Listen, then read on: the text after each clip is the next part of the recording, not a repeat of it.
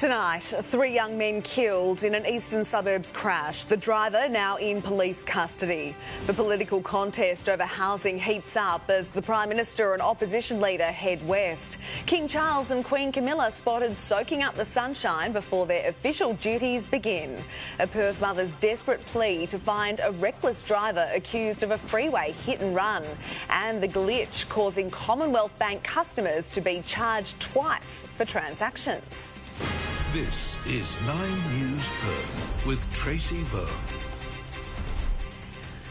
Good evening. 3 young men are dead and 2 are fighting for life after a car slammed into an eastern suburbs home early this morning. The driver, their friend, tonight charged with manslaughter and dangerous driving, bringing our road toll to an alarming high.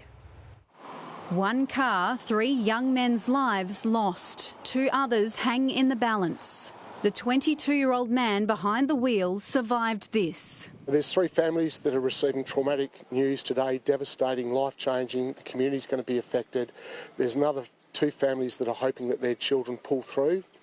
And, of course, there's a driver whose life is going to change forever. 6 mates in a 5-seater vehicle heading home after a night on the town, but they never made it. It was around 5 o'clock this morning. The Holden Colorado veered off Orong Road, clipped a tree and crashed into the back of a Carlisle home. Thankfully, no one lives there. Yeah, just terrific.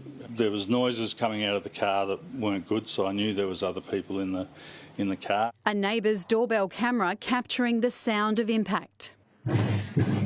Police say the driver failed a breath test, was likely speeding, and some of his mates weren't wearing seatbelts. I've stood before you many times to reinforce speed, fatigue, impaired, distracted and restraints as the fatal 5 that are overrepresented in fatal and serious crashes. And here I am in the lead up to Christmas standing before you again, talking about those same elements. 9 News understands the driver managed to get out of the car. His 5 mates, some dead, some clinging to life, were all stuck inside the vehicle. The driver was he actually pulled the windscreen off the car and was trying to get in and help his friends that way. Emergency crews arrived, but 3 passengers, one aged 34 and 2 others, just 22, couldn't be saved and died at the scene. There was nothing we could do. I mean, the car's just been totally crumpled. A triple tragedy, so many lives forever changed. Kelly Jo Williams, 9 News. Yvonne Ardley is live at Royal Perth Hospital tonight. Yvonne, how are the men doing? Natalia, the men aged 19 and 23 are both on life support in the intensive care unit here with their families by their bedsides. Now, this brings WA's road toll to 144 deaths so far this year. That's 144 families who've now lost loved ones. Police today issuing a desperate plea to the parents of young drivers. If parents could speak to their young adult drivers and reinforce this message, tell them how important they are to them, tell them how important it is to drive safely, and hopefully that's going to have an impact.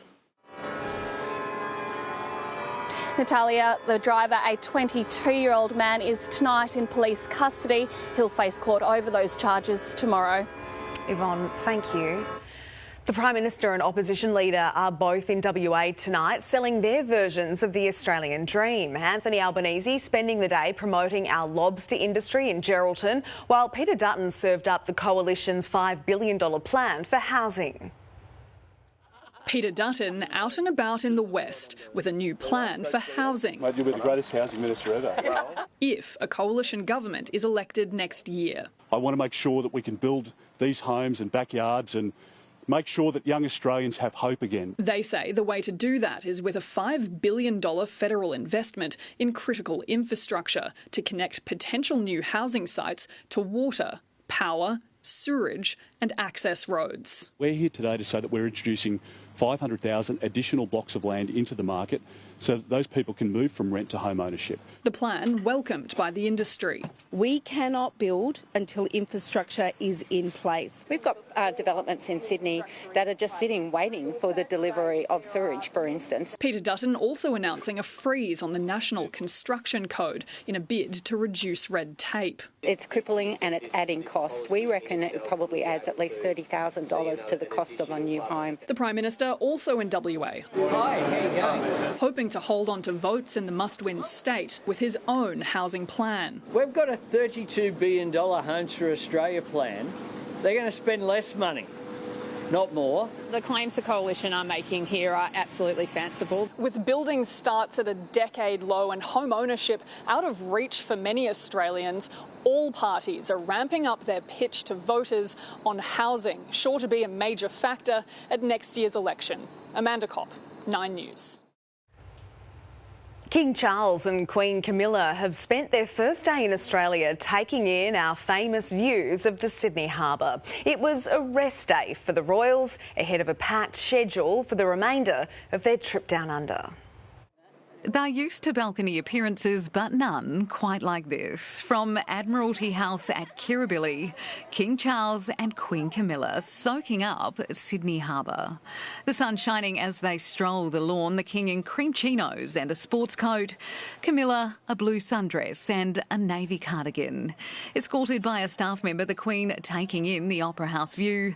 Later, the King swapping his jacket for a pair of aviator sunglasses. Lounging on a chair while talking on the phone. The Queen appearing in a white caftan with a cup of tea. The royal couple touching down in Sydney on an Australian Air Force plane last night, moments before a powerful storm rolling through. Clutching an umbrella, the Queen carefully making her way to the tarmac. Wearing one of her favourite royal blue dresses from British designer Fiona Clare, pinned on her chest, a nod to Australia, the wattle brooch. The couple greeted by dignitaries including the Governor-General and Prime Minister, and 12-year-old Kai from Adelaide, who has a blood condition, his dream to meet the King and Queen, granted by the Make-A-Wish Foundation. Handing a posy of Australian natives to Her Majesty alongside his sister Charlotte. She commented on the weather and the flowers, saying how nice the flowers were, not so much the weather. The weather also delaying the Queen Elizabeth cruise ship leaving Circular Quay, which in turn held up Sydney's welcome gesture of images of the King and Queen being projected onto the sails of the Opera House as their Majesties were whisked away for a quick catch-up with the Prime Minister. And we were able to have a drink and a chat on an informal basis. It was a great honour. Hiya, guys. Today, outside Admiralty House, 3 cheers for the King! royal watchers trying to catch a glimpse. Good morning, King Charles! And at Royal Randwick, thousands of loyal subjects turning out for the Everest. But one race, the King Charles Stakes, was the talk of the track. I have been waiting for him. I said I'm going to bring my British passport in case he's here. Where are they? Are they upstairs? I'm looking up, but I can't see them. With a crowd of 50,000 people, this is a sellout event. Call it the lure of the crown. For Royal Randwick, the Royal Tour is a success. To have that race, King Charles III named after him, and what an amazing experience. God save the King. In Kirribilli, Ruth Wynne-Williams, 9 News. We didn't see the King and Queen at the track today, the couple choosing to stay right here at beautiful Admiralty House. Today was always set down as a rest day, and that means tomorrow is officially day 2 of the Royal Tour of Australia. The couple enjoying a rare break, some much needed downtime together while they can before the tour steps up. And the public will have their first chance to rub shoulders with the royals tomorrow. Reporter Kate Creedon has the details. Well, the King and Queen will attend a service here at St Thomas's Anglican Church in North Sydney tomorrow morning, officiated by the Archbishop of Sydney. As they're leaving at around 11:30, there will be an opportunity to see them, but those hoping to catch a glimpse of the royals are being advised to arrive early to account for road closures and security screening. The King will then head over to New South Wales Parliament for a bicentenary of the Legislative Council event. He'll then return to Admiralty House to meet with the Governor-General, followed by the New South Wales Governor in the afternoon. Currently, there's nothing on the official schedule for tomorrow night, but they'll no doubt still be dealing with some jet lag. There's been a plane emergency at Sydney Airport tonight. An Air New Zealand aircraft with 154 passengers and staff on board was grounded over a safety threat. The flight arrived from Wellington at 5:30. Dozens of ambulance and fire crews were called to the international runway. Authorities say investigations are continuing, but there is no ongoing threat. There's been outrage from Commonwealth Bank customers after hundreds were charged twice for a single payment. The bank has apologised, blaming the issue on a technical glitch. Throughout the day, more and more customers have come to realise they've been double charged for transactions they've made in recent days. Some customers reporting their bank accounts are now overdrawn and they haven't been able to pay for essentials like medication, fuel, food and rent. The Commonwealth Bank has acknowledged the glitch, one of its executives speaking a short time ago. The process to reverse these transactions is underway and should complete early this evening. Customers don't need to take action to ensure this takes place. We will do it automatically on their behalf. Now, the bank has more than 17 million customers. Those now in overdraft or experiencing financial hardship as a result of this are advised to call the bank's 24-hour customer service line or to visit a branch. Hamas remains defiant following the death of its leader, Yahya Sinwar, vowing it will only strengthen the militant group. The assassination has world leaders adamant that now is the time to secure a ceasefire in Gaza. The moment Israel got their man. The IDF releasing this video, it says, shows a tank firing into the building where, unbeknownst to them at the time, Yahya Sinwar was barricaded. In the Hamas leader's final moments, he sat hunched, injured, hurling a stick at a drone. Israel described it as pathetic. Hamas says it shows he fought bravely to the end. Allah chose him as a martyr, a political official says. The first time the terror group has spoken since Sinwar's death, remaining defiant that his demise will only strengthen them. In Jordan and Yemen, crowds took to the streets to celebrate Sinwar's life. Together in Berlin, the leaders of the US, UK, France and Germany united in declaring there's an immediate necessity to end the war. The death of the leader of Hamas represents a moment of justice. The answer is diplomacy. And now we must make the most of this moment. But a ceasefire may remain elusive as Hezbollah and Iran back Hamas's statements, warning this pivotal point in the war will only harden the resolve and determination of the resistance. In London, Jessica Millward, 9 News. A mother and her 2 young children have drowned in a horror accident in Sydney's southwest. Bystanders pulling the 32-year-old woman to shore, but she couldn't be saved. Police divers later retrieving the bodies of a 5-year-old girl and 7-year-old boy just metres from the jetty. They were on that pier. The circumstances of how they came off the pier and into the water, that is what we're looking into. A number of the bystanders that were there at the park actually that observed what happened made their own attempts to rescue the children and the mother. A report is being prepared for the coroner.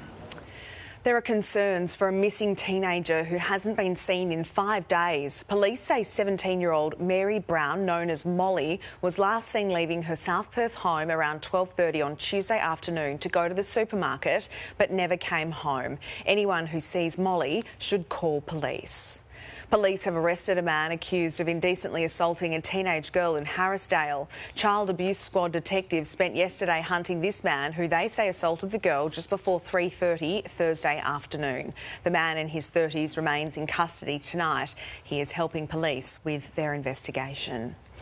WA Liberal leader Libby Mettam has defended her federal counterpart after he was accused of hiding from Collie locals. Peter Dutton was confronted by protesters as he visited yesterday to brief the local shire about his nuclear plans for the southwest town. There is no doubt that Peter Dutton has a strong commitment to Western Australia. Visiting Western Australia is not just about photo appearances, it is about making strong commitments.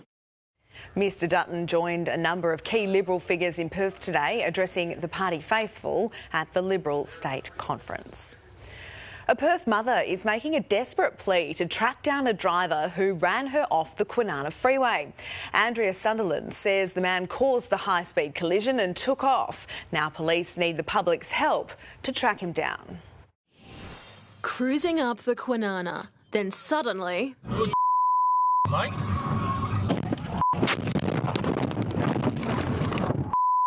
I looked out the window and he was right there coming straight for me, and that's probably the scariest moment of my life. Andrea Sunderland and her partner were doing the speed limit, 100 kilometres an hour. The Subaru Outback was travelling much faster, thrusting their i30 into a wall, then across the freeway. I can't believe that we walked away from that. The speeding driver initially stopped and spoke to the couple, but then took off without leaving his details. The High Wycombe nurse and mother left to pay her own insurance excess and thousands owed on her car, a gift to herself when she was diagnosed with kidney cancer and divorced. My first piece of independence, so it actually meant a lot to me. Andrea needs your help to find the man who destroyed her car. If you have more information or dash camera vision from the Kwinana freeway near Coburn on the morning of August 1st, police want to hear from you. All Andrea remembers, the driver was 5'10",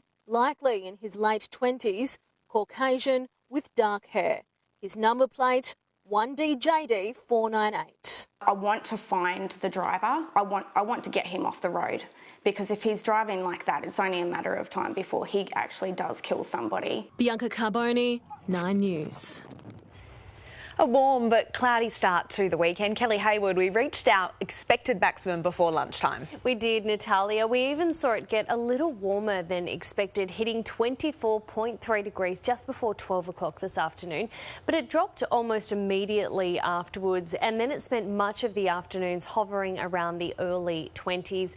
And that rather warm morning followed a cooler than expected night, with temperatures dropping down to 12.6 here in the city, while our night was a little cooler for those east of the city, dropping down to just 10.7 degrees out in the Swan Valley. And while we've got a bit of sunshine today, tomorrow will be a different story. Right now we've got a trough deepening through central WA. That will move east tomorrow ahead of a cold front, and that system is set to bring up to 7 millimetres of rain to the metro, and I'll have just what to expect coming up soon. Kelly, thank you. Relief at a 32-year jail sentence still to come tonight. The widow of a man killed by a former Jetstar pilot on a camping trip tells how justice has been served. A man behind bars extradited from WA after more than 10 years on the run. Donald Trump left seething after being silenced on the campaign trail. And later, the medicinal cannabis pill helping transform insomnia treatment, how you can take part in a nationwide study.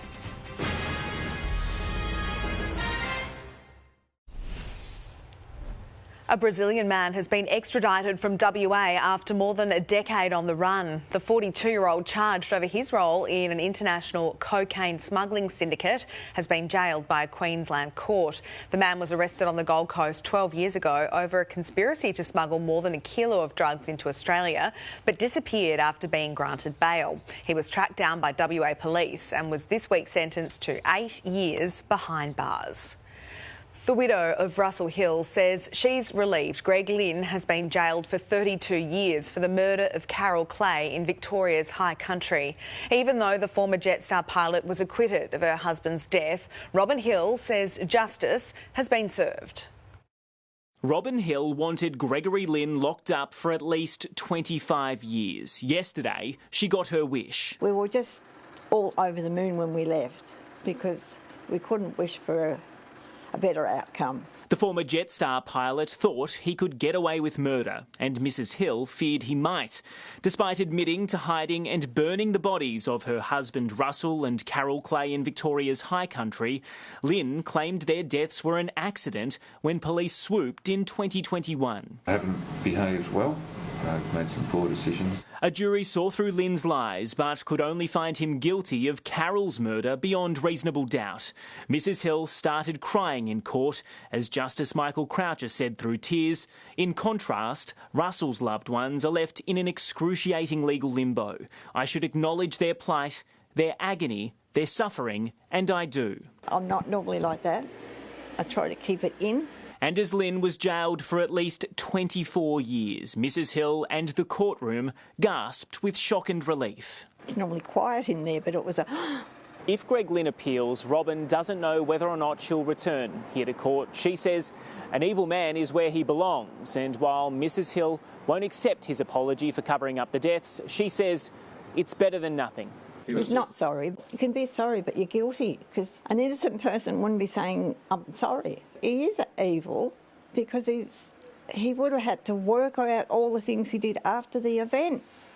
Well, a normal person wouldn't be able to do that. Robin, who says she knew about Mr. Hill's affair, still misses her husband. I knew about Carol, and I've got nothing against her. She was a very nice lady. We're just going to move on. Mark Santomartino, 9 News.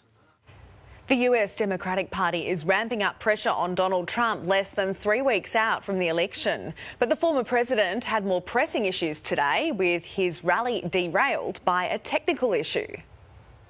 Donald Trump trying to make noise in a crucial swing state. We win Michigan, we win the whole ball game. Silenced. It's not respect. When a microphone cut out, the former president left to pace the stage for 18 minutes, growing visibly frustrated before eventually... Hello. If it goes out again, I'll sue the ass off that company. On a day, Democratic heavyweights questioned his fitness to be commander-in-chief. Have you seen him lately? You would be worried if your grandpa was acting like this. He wants 4 more years of chaos. Kamala Harris leaping on reports her opponent is exhausted and rejecting interviews. If you are exhausted on the campaign trail, it raises real questions about whether you are fit for the toughest job in the world. I've gone 48 days now without a rest, and I've got that loser who doesn't have the energy of a rabbit. The Vice President is turning to star support. Tomorrow, Usher and Lizzo in Georgia. Next week, appearing alongside former First Lady Michelle Obama and her husband. Today, the Harris campaign collided with Donald Trump's in the key blue wall state of Michigan. We have to get the hell out and vote and get him out of here. Donald Trump is also seeking the attention of Rupert Murdoch. Meeting him today, he says, essentially to urge him to use Fox to aid the Trump campaign. Don't put on negative commercials for 21 days. Don't put them. And don't put on their horrible people that come and lie. I'm going to say, Rupert, please do it this way. Right. In the United States, Jonathan Kersley, 9 News. There have been further reports today that North Korea has dispatched troops to fight for Russia as it wages war against Ukraine. South Korea's intelligence agency says at least 1,500 soldiers are undergoing training in Russia. Ukrainian President Volodymyr Zelensky has described the development as the first step to a world war. A bushfire has cut power and forced the evacuation of hundreds of homes in California. Authorities say the Oakland Hills blaze is being fanned by dry and windy conditions. Difficult terrain is challenging firefighters on the ground, with crews instead tackling the blaze from the air with water and fire retardant. A 5-metre-tall aluminium statue of a pigeon has been installed in New York, the enormous bird looming over Manhattan city streets. It's named Dinosaur in a nod to its scale. The artist says he intended to reverse the typical power dynamic between man and bird. In the news ahead this Saturday, touching reunion. The Perth grandfather reunited with the paramedic who saved his life. Emotional scenes as Liam Payne's father reads tributes to his son at the hotel where the One Direction star died. Plus, the major change coming to Rottnest ferries, allowing you to stay on the island for even longer. And robot revolution, the tiny claws helping Australian surgeons operate with pinpoint accuracy. That's next.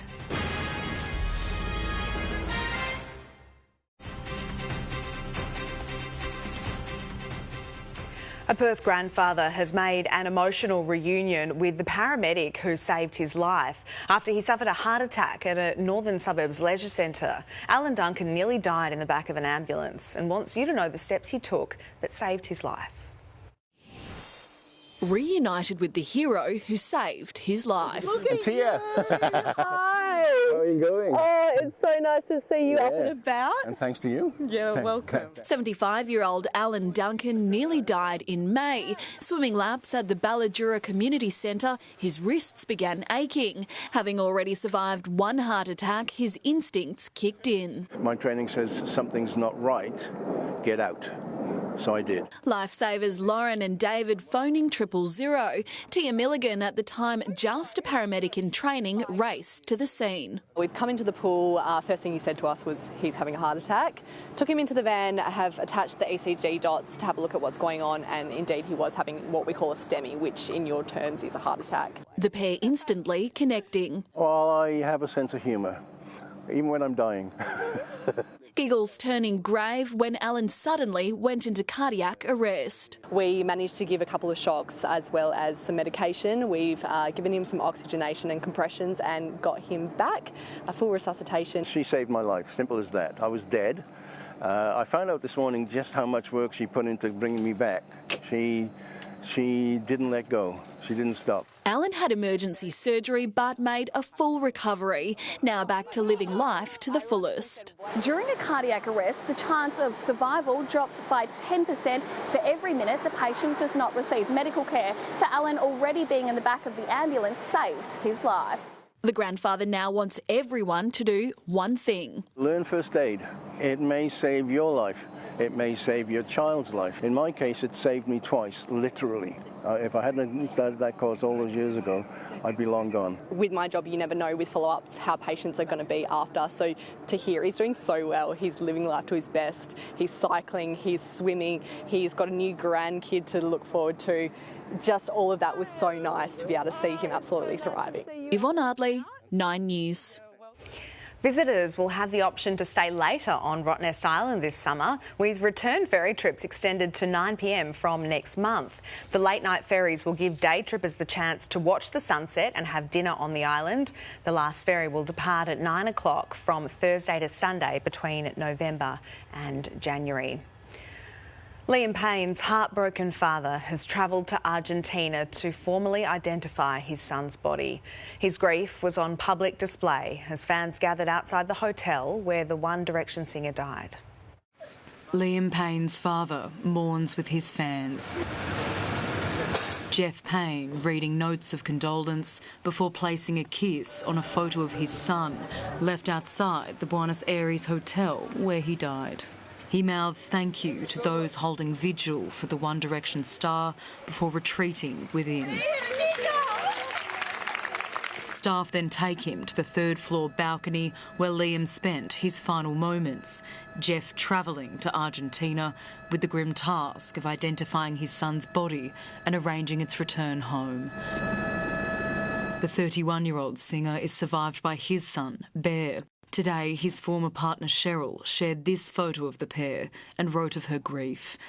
Liam was not only a pop star and celebrity, he was a son, a brother, an uncle, a dear friend and a father to our 7-year-old son, a son that now has to face the reality of never seeing his father again. His girlfriend Kate Cassidy penned a message to Liam, my angel, saying nothing about the past few days have felt real. Simon Cowell, the music mogul behind One Direction, paid tribute to the kind, funny, sweet, thoughtful, talented, humble and focused man.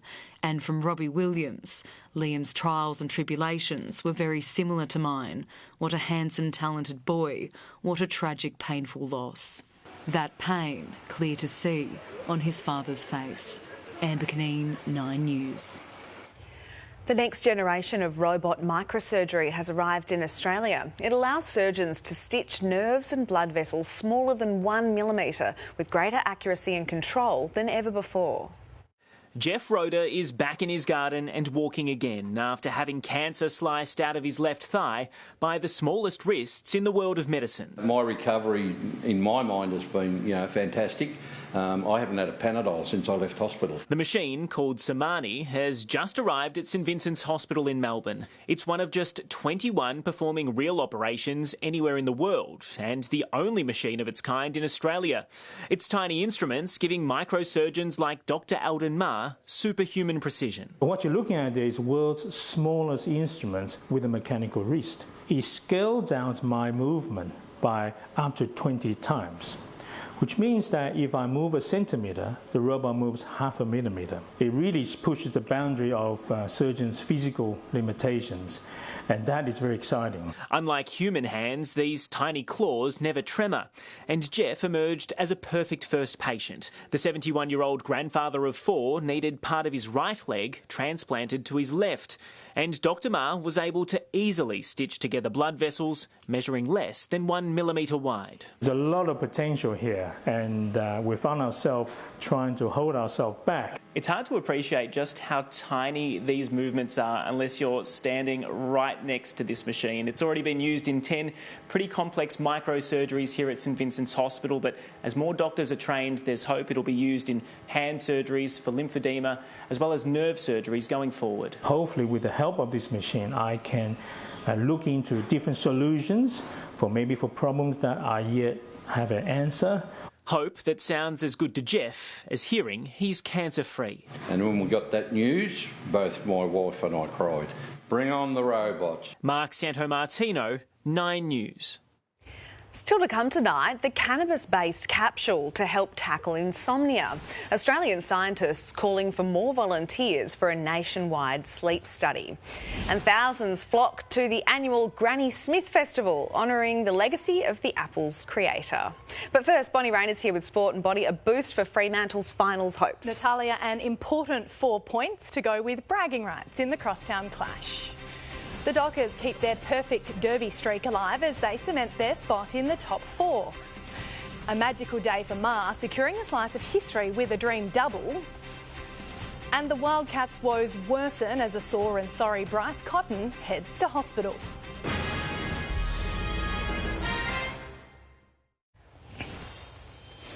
The Dockers remain in the hunt for a top 4 finish following today's 23-point Derby win over the Eagles.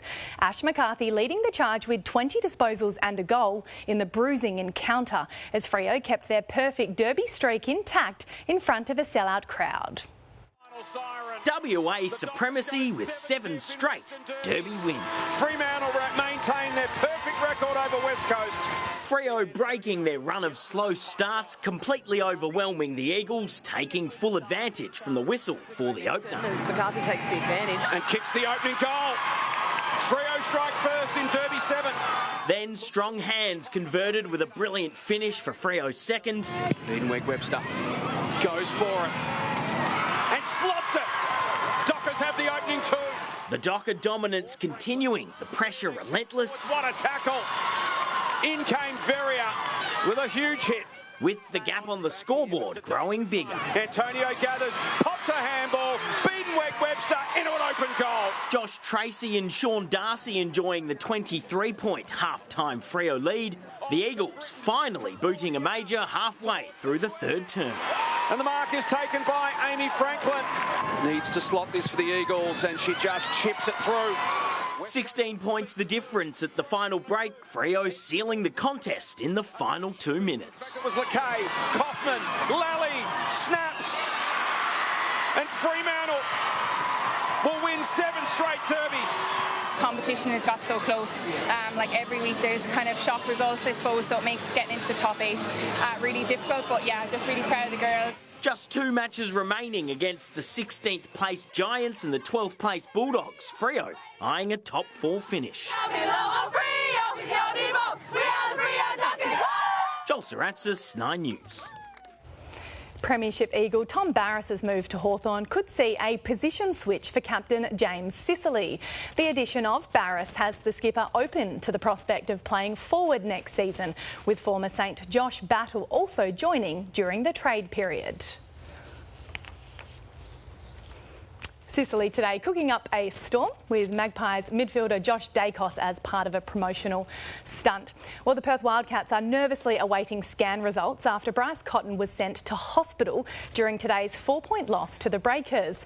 Cotton sustaining the rib injury in the opening minutes of the match, taken to hospital for further evaluation. The Cats unable to hit the front after the incident.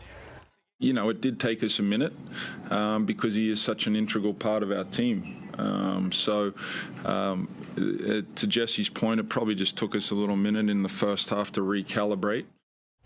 The Wildcats are looking to bounce back against the Sydney Kings at RAC Arena on Friday night. It's been a day to remember for Kieran Maher, becoming the first trainer to win the Caulfield Cup and the Everest on the same day. Cup-winning jockey Harry Coffey also with 2 reasons to celebrate. Not only has he ridden Duke de Sessa to victory, it's also his 28th birthday. The birthday boy delivering a present of his own to Kieran Maher. Duke de Sessa, 100 to go from Buckaroo, a length and 3/4, but it's going to be Duke de Sessa, Harry Coffey. This is your moment. The 28-year-old securing the Everest Caulfield Cup double for Maher, holding off favourite Buckaroo to win on Duke de Sessa. How good Harry Coffey's. Fair play to him. He rode him confidently, he rode him well, and it was a pretty easy watch. Coffey is used to defying the odds. He lives with cystic fibrosis and has had to fight for every bit of success. I've been involved in a day I'll never forget. On my birthday. Up at Randwick, Gil McLaughlin was well and truly in the thick of his new job, and soon the trophy would be going to a former employee, with the Michael Christian-owned Ballanipatina just too good. Giga kick going to Ballanipatina. Bella's in front though.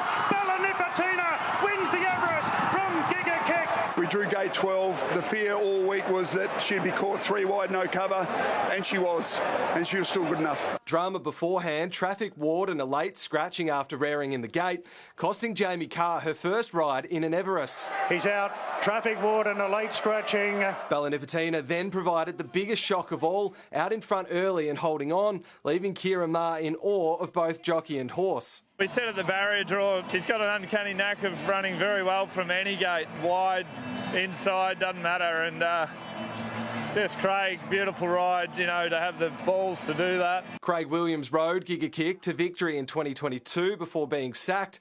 Now he's beaten him to claim his second Everest. It's a great thrill to win one of Australia's greatest races, and is now an international targeted race. And again, I couldn't do it without Ballanipatina's guts and determination. And for all the decisions the match review officer has had to make, choosing not to retire Ballanipatina may be the smartest of all. She is just a freak. She's stopping her. She's 7 years of age. She raced as an October 2-year-old, and she's reached the pinnacle. She's reached the Everest. Nathan Curry, 9 News. Australia off-spinner Nathan Lyon has declared he's ready to shoulder a heavier load this summer as the team braces for the loss of Cameron Green. The 36-year-old eager to step up through what's set to be a gruelling 5-test series against India. I hope so. I want the ball in the hand every time I get the opportunity, so I want to bowl. I love bowling. There's no secret behind that, so I'm more than happy to take the extra workload. Lyon will be in action for New South Wales tomorrow when the Sheffield Shield clash against Victoria gets underway. And it's been nothing short of a dramatic day at Phillip Island, with several big crashes throughout the day, but it was this collision in the Moto GP sprint race which left onlookers shocked. Oh, it's huge! That is a massive crash. That is a huge incident involving Maverick Vinales and Marco Bezzecchi. Fortunately, both riders were conscious following the crash. It was also a day to forget for Aussie Jack Miller. He hit a rabbit in qualifying to see him start way back in 16th. No luck for Miller in today's sprint race either, crashing out with 5 laps to go. Well, Natalia, rabbits, rib injuries. I think the highlight there was the sellout AFLW Derby. Yeah, that's fantastic. And well done to the Dockers. All right, Bonnie, thank you. Next, the new pill helping those battling a nocturnal nightmare get to sleep. Plus, the popular outdoor movie cinema finally reopening in the Perth Hills. And Kelly Haywood, we've got a mixed bag of weather on the way. We do, Natalia. A few sunny days, some chilly ones and a bit of rain, but I'll have all those details up soon.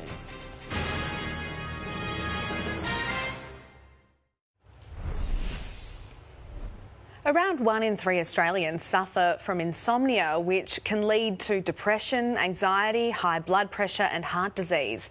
Now researchers are developing a new cannabis pill to help sufferers get a good night's rest, and they're inviting West Australians to be part of the study. Tossing and turning and trying to fall asleep is a nightly routine for Jodie Coleman. Stress is a big thing that comes from, I think, not sleeping, because everything gets amplified. The 41-year-old mum has suffered from insomnia for 7 years and says she's tried several sleep remedies to beat the nocturnal nightmare. And now she's keen to be involved in one of Australia's biggest ever sleep studies, trialling a CBD capsule. I would absolutely be open to trying anything that might give me a better night's sleep. Cannabidiol is the non-psychoactive part of medicinal cannabis, so it's got no THC, you can drive with it, it won't get you high, it won't get you stoned. Paul Gavin, CEO of Avecho, says the biotech company is in stage 3 of clinical trials, involving more than 500 patients across the country, but more volunteers are needed.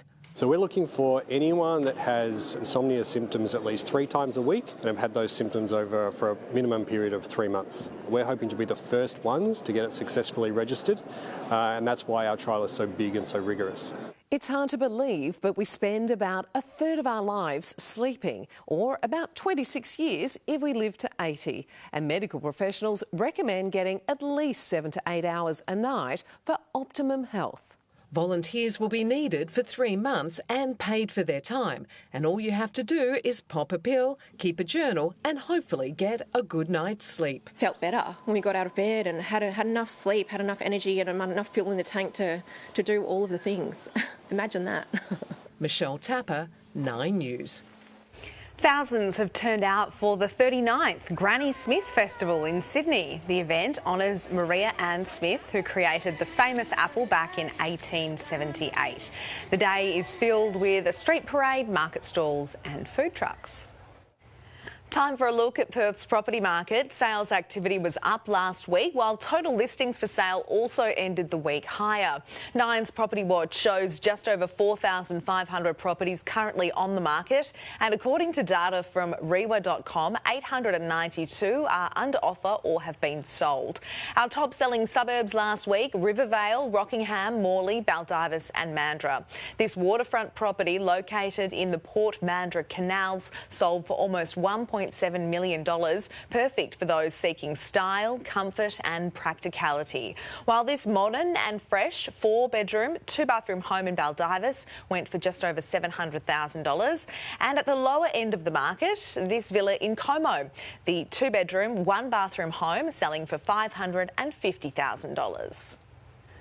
Prisoners from Wooroloo Prison Farm have helped repair Mundaring's Kookaburra Outdoor Cinema after a storm forced it to close in January. The men cleared the debris, repaired damage and maintained landscaping. Minimum security prisoners are able to contribute to the community through supervised work programs. They love it. When they come back, they say, look how much work we've done, you know, like they can see the difference that they've made from when we first started here to now. Kookaburra Outdoor Cinema will start screening movies next month. Stay with us. Kelly Haywood is back with all your weather details right after this break.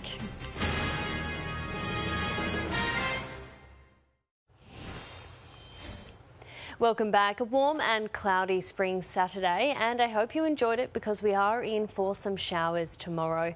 After a cooler than expected night, we reached our top of 24 degrees before lunch, and this evening it is 18.7 here in the city. Looking at the rest of our weekend on the satellite, and we had a trough deepen through central parts of the state today that will move east tomorrow, and in its wake a cold front, and we are likely to see that later in the day tomorrow, bringing up to 7 millimetres of rain as it crosses the coast. Around the rest of the country, there are a few showers about. 19 will be the top for Melbourne. Sydney, a windy 22 degrees tomorrow. And for Brisbane, 19 to 27 degrees. Crossing back into WA, and we've got a scorching Sunday on the cards. 39 ahead for Kununurra, 40 degrees for Marble Bar. Newman, 38, and Meekatharra is expecting 36 degrees. Some cool relief as we head further south, as well as some rain. 24 from Geraldton to Jurien Bay. Bunbury, 22, 21 for Augusta, and Albany, 24 degrees. There is a wind warning in place for Perth's local waters tomorrow, with gusts up to 30 knots expected across the afternoon, while seas and swell are both expected to hit 2.5 metres. And here's how it looks across the suburbs. It'll sit around 23 degrees north of Ocean Reef, looking slightly cooler as we head south. 22 will be the top from Swanbourne right through to Mandurah. Afternoon showers expected for the city too. It is set to drop down to 13 tonight before warming to a top of 24 degrees tomorrow. We could see an early shower come Monday morning before a top of 20. 21 will be the top for Tuesday, and then that sunshine returns on Wednesday, a perfect spring day at 25 degrees. 31 and sunny on Thursday. A bit of cloud will move in just for Friday though, because that will clear back up again by the weekend. So we do have some perfect weather to finish off next week. Natalia? Yeah, looking forward to it, Kel. Thank you. And that's 9 News this Saturday, the 19th of October. I'm Natalia Cooper. Thanks for your company. Stay with us here on 9 for a current affair from the team. Enjoy your evening and good night.